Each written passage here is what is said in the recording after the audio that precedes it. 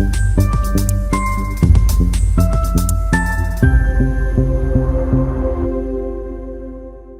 Everyone, welcome to यज्ञ investment academy.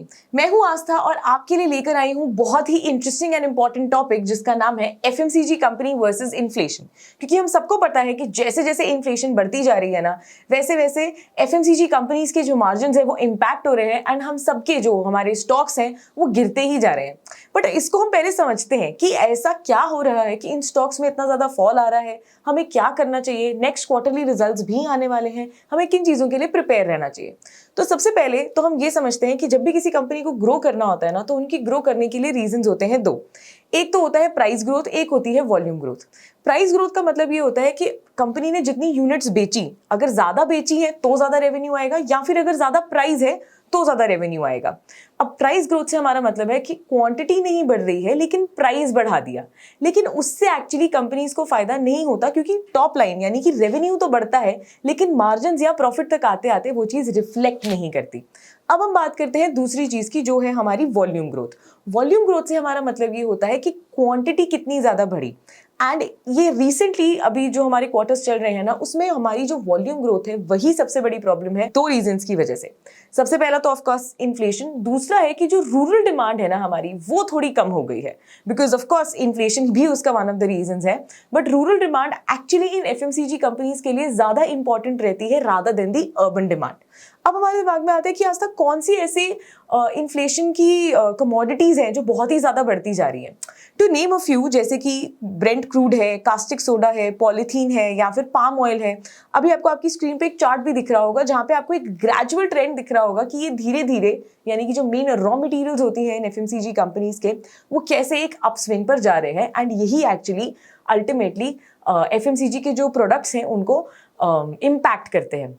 अब जैसे हमने बात करी दो चीजों की, वॉल्यूम ग्रोथ की भी और इन्फ्लेशन की भी। अगर मैं आपको वॉल्यूम ग्रोथ का कुछ डेटा दिखाऊं फ्रॉम अप्रैल जून 2021 से लेकर अभी जो अगस्त 2022 गया है हमारा, तो आप देख सकते हो कि अक्टूबर से जो दिसंबर वाला हमारा क्वार्टर था 21 का, तब से जो हमारी वॉल्यूम ग्रोथ है ना, वो पॉजिटिव ही नहीं हुई है। यानी कि इवन दो हम हर जगह पे, हर सेक्टर में हमें सुनने मिल रहा है कि अब तो फाइनली कोविड खत्म हो गया, economy is opening up, demand is increasing, but this is one important sector जिसमें एक्चुअली डिमांड का उतना इंक्रीमेंट ही देखने को नहीं मिल रहा, जिसका सीधा सीधा इम्पैक्ट किस पे पड़ रहा है, कंपनी के मार्जिन पे एंड अल्टीमेटली हमारे फेवरेट स्टॉक्स पे। तो अभी तक जो है ना वो पॉजिटिव नहीं हुआ है। अगर आप अगस्त 2022 को देखोगे तो ऑफकोर्स वो पॉजिटिव हो चुका है, बट क्वार्टरली यानी कि जो तीनों हमारे मंथ्स हैं, जुलाई, अगस्त, सितंबर, उसमें मिलकर वो वॉल्यूम पॉजिटिव रहती है या नहीं, ये हमारा जो क्वार्टरली रिजल्ट अभी कंपाइल होगा ना, उसमें हमें बहुत ही इंपॉर्टेंट तरीके से पता चलेगा। अब हम बात करते हैं कंपनी वाइज, यानी कि एफएमसीजी में जो कंपनीज हैं जैसे कि एचयूएल है, आईटीसी, नेस्ले, डाबर, इन सब में वॉल्यूम्स का ट्रेंड कैसा रहा। तो सिर्फ तीन ही कंपनीज हैं जिन्होंने पॉजिटिव वॉल्यूम ट्रेंड शो किया है, जैसे एचयूएल ने 6%, नेस्ले ने 7.6% एंड डाबर ने 5%, टाटा कंज्यूमर प्रोडक्ट्स ने भी 1% का शो किया, which makes it 4 companies. But आप सोच रहे हो कि एटलीस्ट इन कंपनी के रिजल्ट्स तो फिर अच्छे होने चाहिए, बट पॉइंट ये होता है ना कि आप वॉल्यूम को आइसोलेशन में नहीं देख सकते। अब नेस्ले जितनी बड़ी कंपनी है, यानी कि उसका जितना मार्केट कैप है उसके हिसाब से, या फिर वो जितने प्रोडक्ट्स मैन्युफैक्चर करती है उसके हिसाब से उसकी वॉल्यूम बढ़ी है या नहीं बढ़ी, वो देखना ज्यादा जरूरी है। हो सकता है नेचुरली उसकी वॉल्यूम्स जो है वो 20% एंड अबव रहती हो, एंड अगर अभी 7.6% है तो वो नेस्ले के लिए एक अच्छी चीज नहीं है।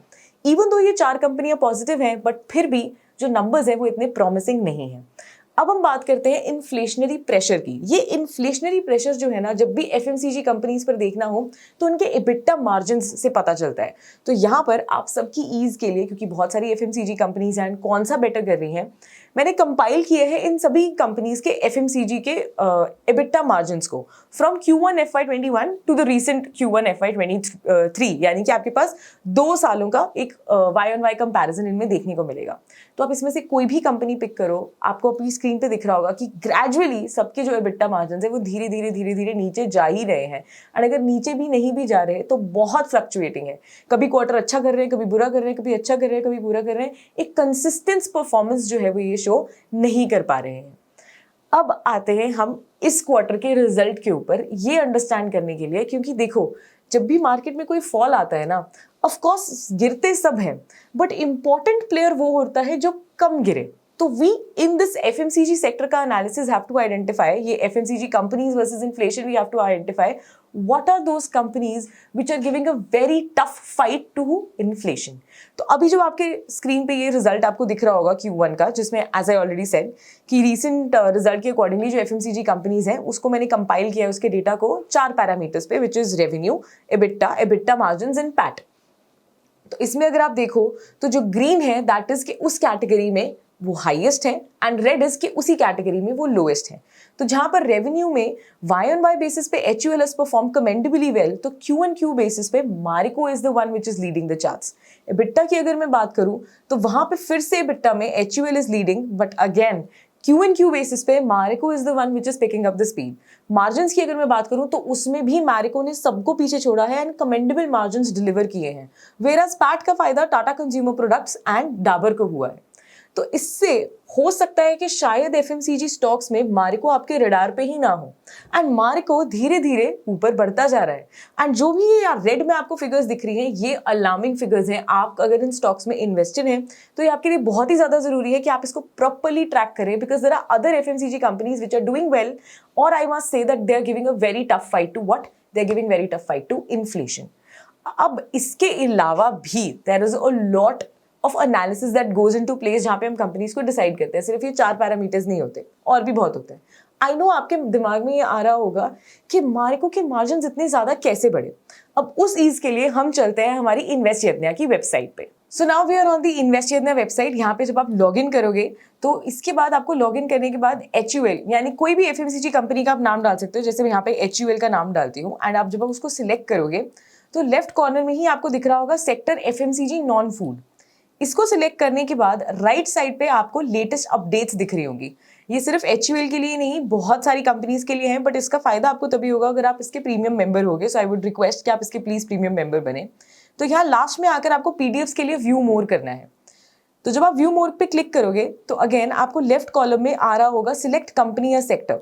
सेक्टर सिलेक्ट करने के बाद यहाँ पे आपको सिलेक्ट करना है FMCG food, FMCG non food and apply करने के बाद आपको यहाँ पे मिलेगा एक हिडन ट्रेजर जिसका नाम है FMCG sector analysis for this quarter. And उसके बाद आपके सामने ये PDF खुल जाएगी. अब इस PDF में वो सारे ही रीजंस होंगे कौन सी कंपनी ने बेटर परफॉर्म किया, क्यों परफॉर्म किया, उनकी मैनेजमेंट का क्या कहना है, मतलब मैनेजमेंट का क्या कहना है वो भी मैं आपको और डिटेल में बताऊंगी, लेकिन एक एक पॉइंट जो भी कंपनी को इम्पैक्ट कर रहा है उसकी सारी डिटेल आपको यहाँ पर आकर मिलेगी. So this is very very important and not only for FMCG but for all the sectors that you want to see. So इसके लिए अब ऑफकोर्स ये इतना अच्छा एक फैसिलिटी है आपके लिए प्रिपेयर की गई. तो use the coupon code AK30 जहाँ पे आपको एक्साइटिंग डिस्काउंट्स मिलेंगे for the same facility of Stockometer plus and इसको अवेल करना मत भूलें. Okay, coming back to our topic. अब हमने पूरा डिस्कस कर लिया, आपको पता चल गया है कि एक्चुअली आपको वो हिडन ट्रेजर्स कहाँ पे मिलेंगे. अब हम बात करते हैं कि मैनेजमेंट का क्या कहना है, क्योंकि जो उनकी कॉन कॉल्स होती हैं उसमें ये जानना बहुत जरूरी हो जाता है कि मैनेजमेंट अपने आप को कैसी रेडी कर रही है for these inflationary pressures which are coming up. सबसे पहले अगर मैं बात करूं HUL की, तो HUL की मैनेजमेंट का एक्चुअली कहना ये है कि जो कॉस्ट ऑफ गुड्स सोल्ड है यानी कि जो रॉ मटेरियल के प्राइसेस है ना वो आगे आने वाले क्वार्टर में भी बढ़ सकते हैं. एंड उनको कहाँ सबसे ज्यादा प्रॉब्लम आ रही है कि रॉ मटेरियल के जो प्राइसेस बढ़ रहे हैं विच इज फाइन, बट उतना ही जो प्राइस हाइक है ना वो प्रोडक्ट्स में नहीं कर पा रहे. यानी कि अगर आपका रॉ मटेरियल बढ़ रहा है 20% से, आप प्राइस हाइक सिर्फ जो कर रहे हो वो 8% से कर रहे हो. तो वो जो 12% का गैप है ना वो उनके मार्जिन्स को इम्पैक्ट कर रहा है एंड वो अभी शायद वैसा ही रहेगा. तो हो सकता है आने वाले टाइम में इस गैप को कवर करने के लिए हमें HUL के प्रोडक्ट्स में खासतौर तक और प्राइस हाइक देखने को मिले.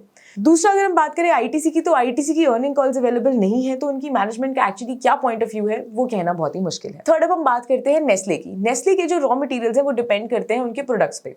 तो कुछ प्रोडक्ट्स के raw materials are still showing recovery where some are still impacted by inflation. So जो अर्ली साइंस शो कर रहे हैं raw material that are easing up वो है एडिबल ऑयल्स, पैकेजिंग मटेरियल्स. लेकिन major commodities like fresh milk, fuel, wheat, green coffee cost etcetera वो अभी भी कंपनी को लगता है कि ज्यादा ही रहने वाली हैं. तो वहां पे भी हमें थोड़ा थोड़ा प्रेशर देखने को मिल सकता है. नेक्स्ट अब हम बात करते हैं डाबर की.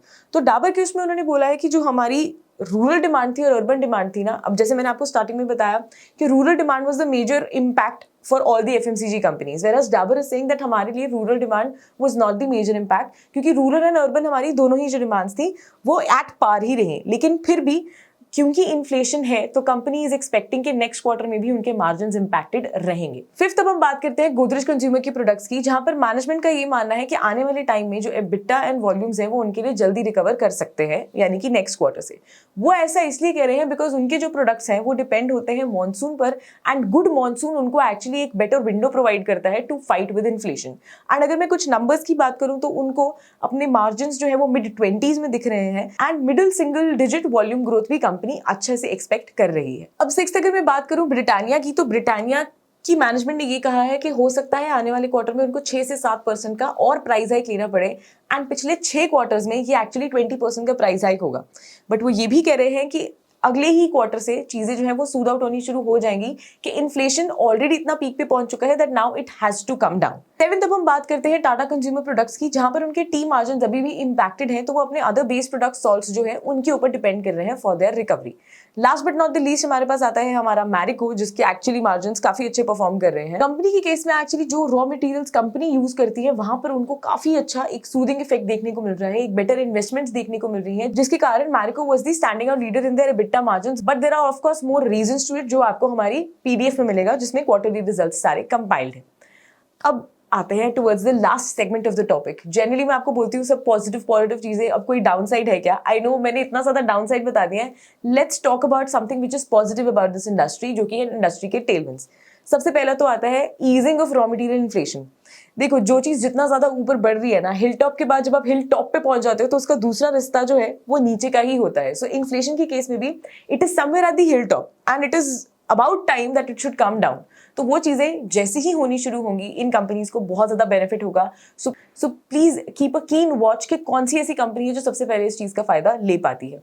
दूसरा अब हम बात करते हैं improving customer demand. Of course अब जो कंज्यूमर डिमांड है इकोनॉमी के बाद ओपन अप तो हुई थी, बट क्योंकि आगे फेस्टिव सीजन आ रहा है तो इस डिमांड में हमें और भी अच्छा इंक्रीमेंट या बेटर वॉल्यूम ग्रोथ देखने को मिल सकती है। तीसरा, इंक्रीजिंग रूरल रीच। कंपनीज के लिए एक्चुअली रूरल रीच बहुत इंपॉर्टेंट होती है, क्योंकि वो 40 to 45% अपने रेवेन्यू को अकाउंट करते हैं। तो उनका ये मानना है कि आने वाले टाइम में ये जो रूरल रीच जो थी उनकी थोड़ी कर्टेल हो गई थी, वो अब बढ़ सकती है। And last but not the least, rising internet users. जितने ज्यादा इंटरनेट यूजर, तो this was all about FMCG companies versus the inflation. इसमें even though inflation has a stronger hold, but there are few companies which are giving a very tough fight to the inflation. Please visit our website and do have a look of all those PDFs and presentations that are being made, so that आपकी analysis to select your favourite FMCG company बहुत ही ज्यादा आसान हो जाएगी। And आसान करने के लिए again as I already mention, use the coupon code AK30 and avail exciting discounts. Do not forget to like, share and subscribe. Thank you.